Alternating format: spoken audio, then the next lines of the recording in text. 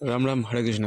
জীবনে কিছু করতে গেলে আগে জিততে হবে, জিততে গেলে আগে হারাতে হবে সেই মানুষটাকে যে তোমার ভিতরে রয়েছে, হারাতে হবে সেই মানসিক অবস্থাটাকে যে তোমাকে বলে আরও কিছুক্ষণ শুয়ে থাকো, এটা করো না, ওটা করো না, যে তোমাকে আরও খুঁড়ে তৈরি করে দেয়। আমি একজন কট্টর হিন্দু বলে নিজেকে পরিচয় দেওয়ার চেষ্টা করি, তাই নিজের কট্টরতার জন্য, ধর্মের জন্য প্রত্যেকটা জিনিস করব।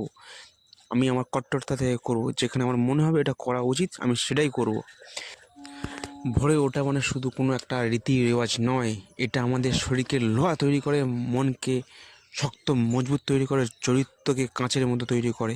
আমি সেই প্রতিজ্ঞায় নেমেছি যেখানে একজন নিজেকে যোগ্য সনাতনী বলে দাবি করতে পারবো।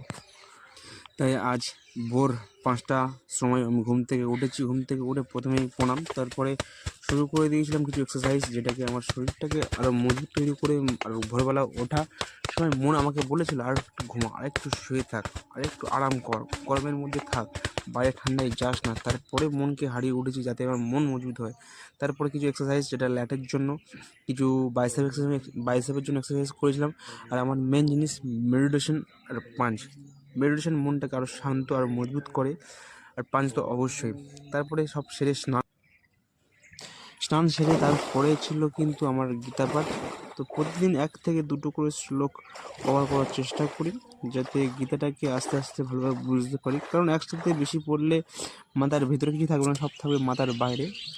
তো তাই সব প্রতিদিন স্নান সারার পরে কিছু ধূপ লাগিয়ে ভগবানকে বা কখনো ভোগ দিয়ে তারপরে অন্তত 2টো করে শ্লোক পড়ার চেষ্টা করি। তাই তোমাদের অনুরোধ করব আমার এই জার্নিতে সাথে থাকো। আজকে আমার প্রথম দিন তোমাদের সাথে তুলে ধরার জন্য। তো অনুরোধ করো, জুড়ে থেকো, ভালো থেকো, সবাই সুস্থ থেকো। জয় শ্রীকৃষ্ণ, জয় রাধে। দেখা হবে পরের ভিডিওতে।